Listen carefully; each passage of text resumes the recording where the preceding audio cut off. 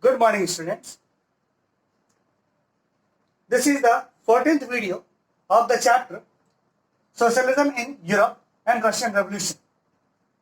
And today we are going to discuss a subtopic that is Stalinism and collectivization. Here you can see that two different names have been written. The first one is written Stalinism.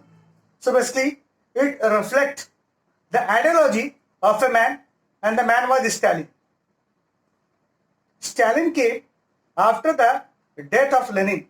We already discussed about the Vladimir Lenin and his role in Russia. And after that, here we are going to discuss about the Stalin. Vladimir Lenin, he died in year 1924. And after that, the Stalin came to power. And when he came to power, he found many challenges. And after that, he tackled different challenges through different techniques.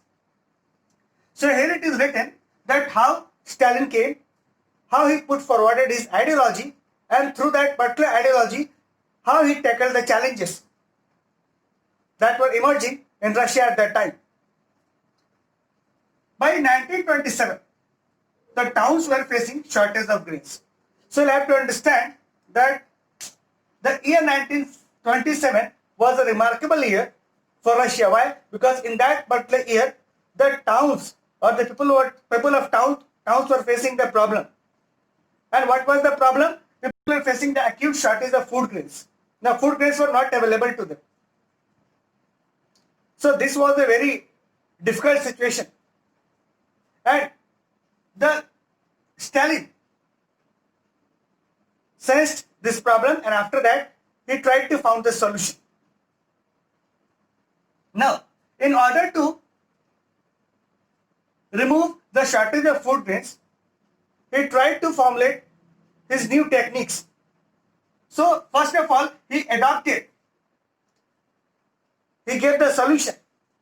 But before giving the solution, he analyzed the problem under two different perspectives. So, under the first perspective, he believed that traders, peasants, they were actually holding stock of food grains in hope of higher prices. So basically he believed initially that the rich peasants and traders, actually they holded the food grains and they wanted to do black marketing of it. We all know that if you are going to stock something, its demand will increase in the market. And after the demand will increase, if you are going to sell it in the market, we are going to earn more profit. I mean, you will get the product at the desired price. So here, the Stalin believed that because the traders and peasants, they stockpiled and they holded all the grains in their home, in their house, in their godowns, and that is why the necessary food grains are not reaching the market of town. So basically, he held responsible the traders and rich peasants for this. And rich peasants were termed as kulaks. Kulaks were the Russian name that was given to the rich peasants. So he found them responsible.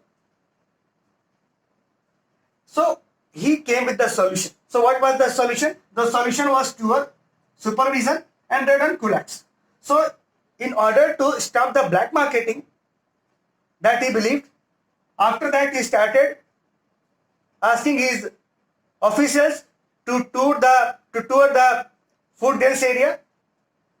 After that, he asked them to supervise the particular piece of land, the food grains, and after that, he also asked his officers to raid on the kulaks so that they could not do stockpiling of the food grains. So these were the solutions that were devised by the Stalin. But in spite of these solutions, the problem of food grains remained the same. The food grain was still there. The shortage of food grain was still there. Now, as he failed in the first way, he adopted the next way. What was the next way? Now, his belief changed. And now after that, he understood that stockpiling or black marketing was not the problem. The problem lies in the small holding of lands. He believed after that small size of holding was responsible for the shortage of food grain. or acute shortage of food grain. So now he believed that it was because the farmers are having a small plot of land, they are not able to produce more or surplus more. They are producing only for their family. They are producing that is only enough for their family.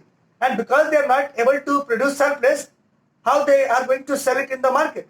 And if the product or the food grains will not be sold in the market, how it will reach to the town area?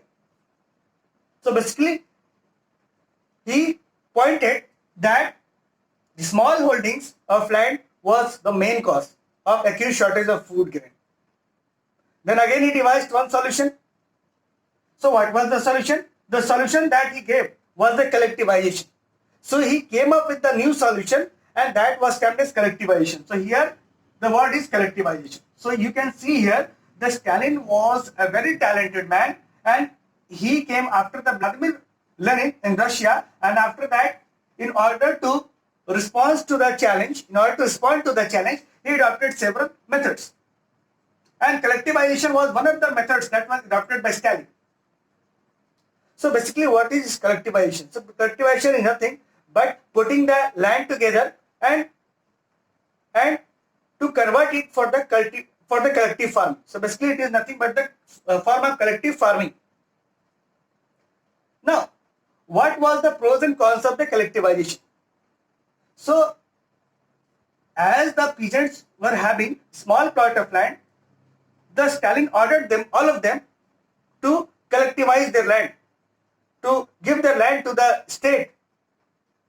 And now all the land will be collected together and collective farming will be done on that under the state supervision. So that was the plan that was devised by Stalin.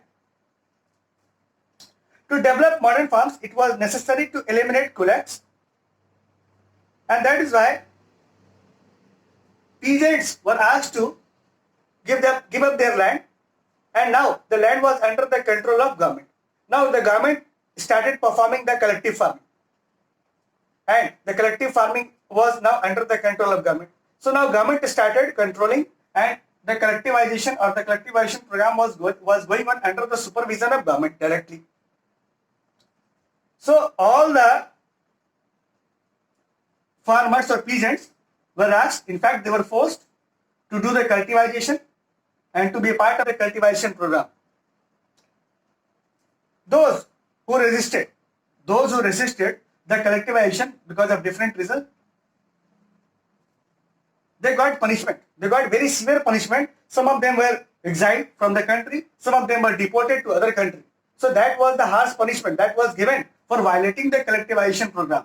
So basically, peasants who were doing the collective farming initially in Russia, as per their own wish, now they are forced to do the same under the state government or under the government of Russia. But as the production was distributed on as per the wish of the Stalin, maybe most of the peasants were not going to accept it, and that is why a severe punishment was given to them. Now, so collectivization program was launched in order to improve the shortage of food grain. But again, the collectivization program failed. I mean to say that despite the adoption of collectivization program, the production of food grains could not be increased. What was the reason? The reason was nature. Nature played its game at that time. So in 1930 and 33, between these years, bad harvest created much problem in the country, and because of bad harvest, famines took place, in which lots of life were lost in Russia, and the Stalin was held responsible for this.